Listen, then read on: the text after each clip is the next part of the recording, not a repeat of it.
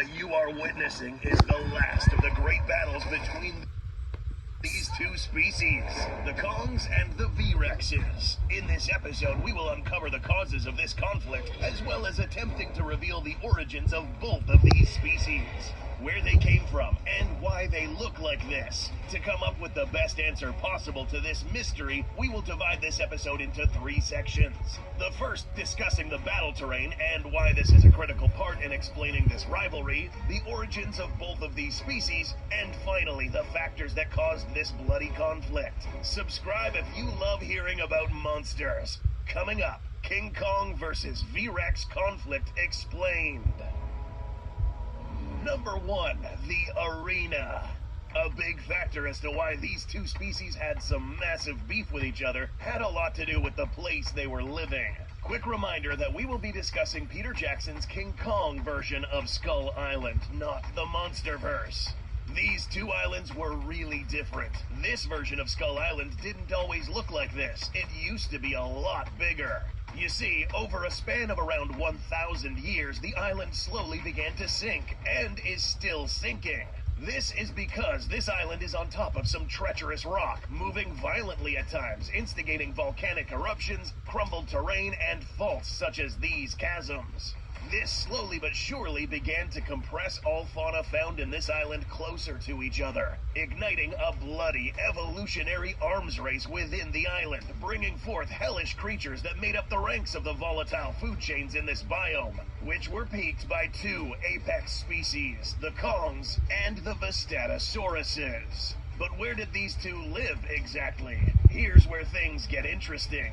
These giant apes lived in what is known as the uplands of this island, mountainous peaks which were formed by colliding tectonic plates. Things up here were rugged, mixed with vegetation, rocks, peaks, and caverns. Precisely the type of cover that was preferred by the Kongs and their young. These are the areas where the Kongs would have been more abundant. But what about the V-Rexes? These animals lived in what is called the lowlands. These were mostly open plains where most of the larger animals lived. This included the Brontosauruses, the Ferucatus, Ligocristus, and the top predator, the V-Rex. This wasn't dense terrain. On the contrary, this provided the V-Rexes ample room to comfortably make its way through its territory, open areas to chase down prey after an ambush, and ample scope of vision. But we see here on our map that there is a bit of room between these two environments. These gaps are filled by dense jungles that witnessed the carnage. It is here where we will focus on later in this episode. We'll return to this in a little bit, but now it's the perfect time to discuss the origins of our first predator, the Vestatosaurus rex.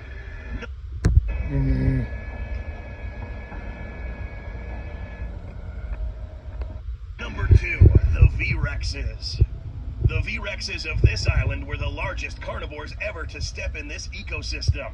Being direct descendants of the T-Rex, the corporal build of this animal was already in good standing, at least from an evolutionary standpoint. It's worth mentioning that the gradual shrinking of this island did not only compact the territories of these animals, but also sparked an incremented rate of evolution for these animals. This included the V-Rex.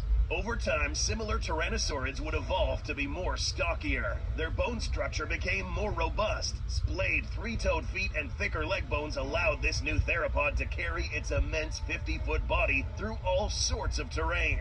Their skulls became a lot thicker as well. The largest and most potent the world has ever seen to date, equipped with peg-like teeth not equipped for cutting, but to piece and smash. Lastly, these animals developed hands with an additional digit to better help them hold on to large prey that they traveled with in long distances. Over time, these T-Rexes, as well as other varieties of specimens, would have made their way to this island through land bridges that would occasionally appear, leaving them stranded in this island that ironically preserved life from all eras. The hostile fauna found here and the rapid evolutionary development of the other creatures forced this T-Rex species to reproduce at a fast rate, and doing so allowed them to keep up with the creatures around them, constantly evolving until we got a more or less perfected V-Rex, the proud descendant of the tyrant Lizard King.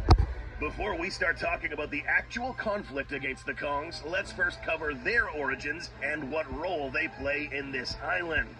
Real quick, don't forget to subscribe to Goji Center Shorts, a new channel dedicated solely to entertainment, jump scares, horror, and monsters.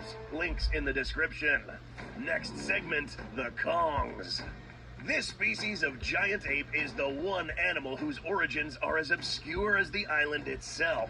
In the book A Natural History of Skull Island, we find two theories that may explain where these things actually came from. Number one, the first theory states that these animals were not native to this island, but rather migrated here by the land bridges that would occasionally bridge Skull Island to a larger landmass. The arrival of these creatures would have dated back at least a few thousand years, which is relatively not a long time ago, given that other animals such as the V-Rex were here for much longer. The self-inclusion of this new giant and intelligent creature would definitely stir up a few things in regards to the balance of power here. If this first theory is true, zoologists and field scientists think that these could have been a descendant of the Gigantopithecus, an ancient ape of large proportions despite closely resembling the African gorillas. Once arriving here, the surrounding hostile environments and the threatening life forms would have also triggered the further evolution of this race of giant apes, turning them into what they looked like when the events of 1933 occurred.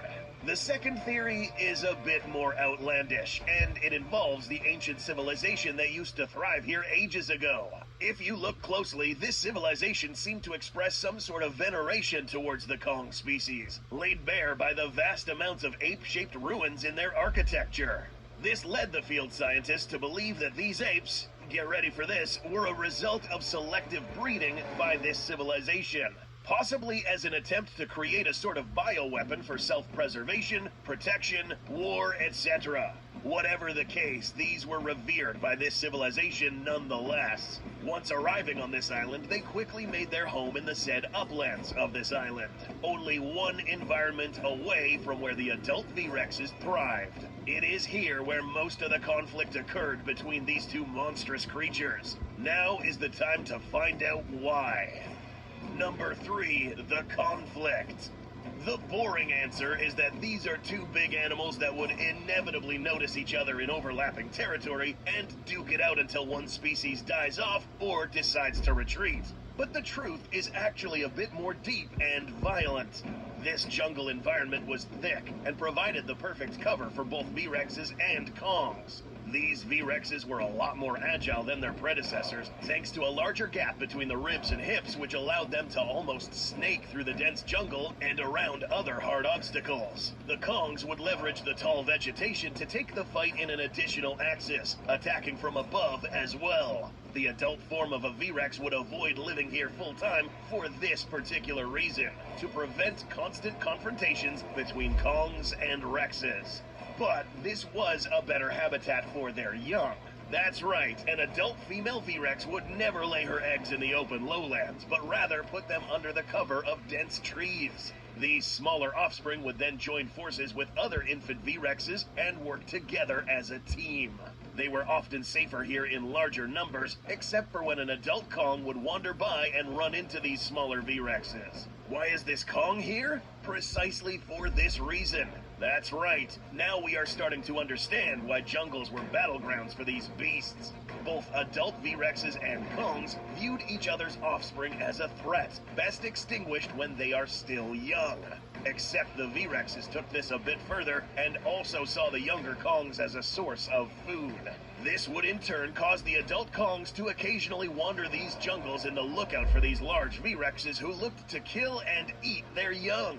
But why would a V-Rex even take the risk to wander into Kong territory? It's because the risk was usually outweighed by the benefits. The risk of coming into the Kong territory was potentially getting critically injured and killed in some cases. The pros of doing this is not only finding food, but also eliminating a threat that might come and kill them in the future. During the early stages of this conflict, it was mentioned that not all of these encounters would end in death. Similar to present-day confrontations between large animals, these conflicts would most of the time end with one or both animals backing off to live another day. But over time, as the island became smaller and territory became more scarce for the upcoming V-Rex generations, these animals had absolutely no choice but to fight to the death in some cases, slowly dwindling the numbers on both sides. So, in the end, who would eventually win this long feud? We're about to find out. This Black Forest honey bear is made with real fruit juice. Black Forest, real juicy, real good. Two apex species, one giant relentless group of reptiles with weapons with the purpose to crush and destroy. Another highly intelligent and immensely powerful group of apes, agile and highly temperamental. Who would end up winning? Even though both sides were strong and to some degree evenly matched, there was a factor that ended up causing the inevitable demise for one of these species.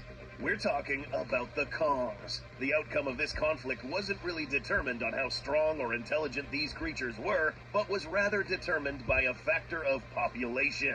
That's right, this was a battle of attrition.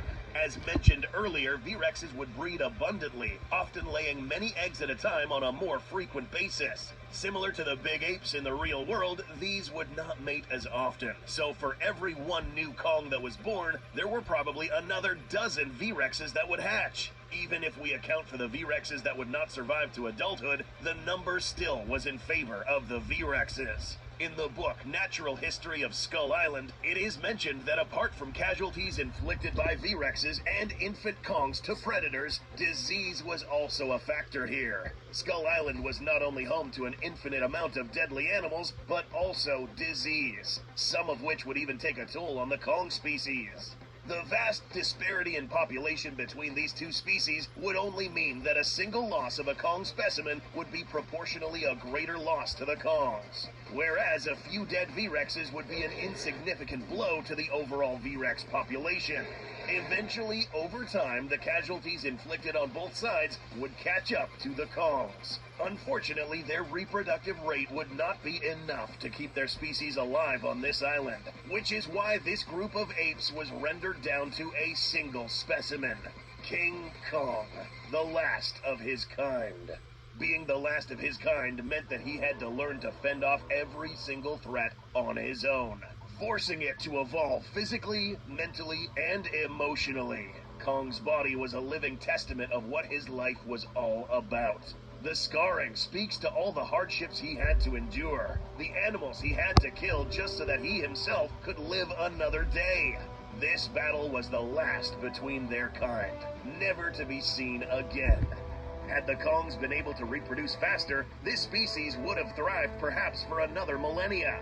But no matter the outcome, this species would have forever been etched in the history of this island.